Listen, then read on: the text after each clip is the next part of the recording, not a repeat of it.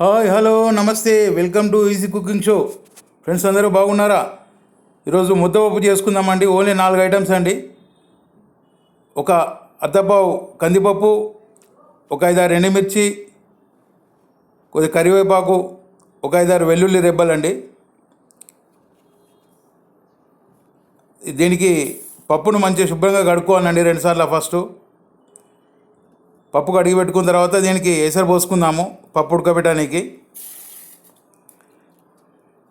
1 glass పప్పుకు 4 గ్లాసుల water పోసుకోవాలండి. అదే కుక్కర్ ఉంటే 3 గ్లాసులు 3 గ్లాసులన్నర పోసుకుంటే సరిపోతుంది.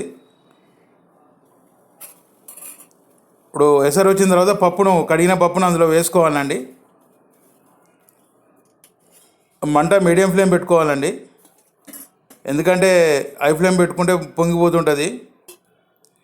ఇప్పుడు దీనికి ఒక చిటికెడు పసుపు, ఒక 1/2 టీ స్పూను మంచి నూనె పోసుకోవాలండి. ఎందుకంటే నూనె పోసుకుంటే పప్పు మంచిగా తొందరగా ఉడుకుతుంది, ఎట్ ది సేమ్ టైం పొంగకుండా ఉంటుంది. ఇప్పుడు పప్పు ఉడికేటప్పుడు తెట్టు తేలుతుందండి పైకి, ఆ తెట్టు తీసేయాలి. ఆ తెట్టు తీసేస్తే ఏంటంటే పప్పు టేస్ట్ బాగుంటుంది, ఎట్ ది సేమ్ టైం పొంగకుండా ఉంటుంది బయటకు. ఇది మెత్తగా ఉడికేదాకా చూడాలండి. ఫ్రెండ్స్, పిల్లలందరిలో ఒకే విధమైన సామర్థ్యం ఉండదు. పిల్లల సామర్థ్యాన్ని బట్టి వాళ్ళని ప్రోత్సహించాలి. మీకు ఇష్టమైన విధంగా వాళ్ళు ఉండాలని ఒత్తిడి తేకండి. వాళ్ళకి ఏ పని ఇష్టమో తెలుసుకొని, ఏ చదువు ఇష్టమో తెలుసుకొని అందుకు సహకరించండి. కేవలం వాళ్ళకు అర్థమయ్యేలా మాత్రమే సలహా ఇవ్వండి, కానీ ఒత్తిడి చేయొద్దు. అటువంటప్పుడు తనకు నచ్చినట్లు ఉండలేక, మీకు నచ్చినట్టు చేయలేక నరకం అనుభవిస్తారు. వాళ్ళు ఎటు కాకుండా అయిపోతారు, మిమ్మల్ని శత్రువులుగా చూస్తారు. ఓకేనా ఫ్రెండ్స్? పప్పును మంచిగా ఉడికిన తర్వాత దించేసి మెత్తగా రుద్దుకోవాలండి. ముద్దపప్పుకు పప్పు మెత్తగా ఉండాలి కాబట్టి దాన్ని మెత్తగా రుబ్బుకోవాలి. ఈ రుబ్బుకున్న పప్పుకు పోపు పెడదామండి. తాలింపు పెట్టుకుందాము. కొద్దిగా జీలకర్ర ఆవాలు, ఎండుమిర్చి,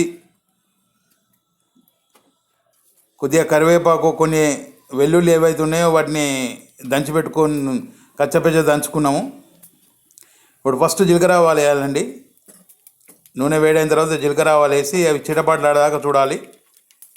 దాని తర్వాత వెల్లుల్లి రెబ్బలు ఏవైతే దంచినామో అవి వేసుకోవాలండి. అవి కొద్దిగా చిటపటలాడిన తర్వాత కరివేపాకు, ఎండుమిర్చి వేసుకోవాలండి. ఫ్లేమ్ లోలో పెట్టుకోవాలండి, ఎందుకంటే మంచిగా చిన్న మంట మీద మంచిగా వేగుతాయి. ఈ ఎల్జీ ఇంగువ అండి, ముద్దపప్పులోకి ఎల్జీ ఇంగువ వాడుకుంటే చాలా బాగుంటుంది. ఇంగువ వేసిన తర్వాత ఒక 1/2 టీ స్పూన్ పసుపు వేసినానండి. ఒక చిటికెడు ఉప్పు అండి. ఇది తాలింపుకు సరిపోతుంది, పప్పులో సపరేట్గా వేసుకోవాలి. తాలింపు రెడీ అయిపోయిందండి. ఇప్పుడు పప్పులో ఒక 1/2 టీ స్పూను ఉప్పు వేసుకున్నానండి.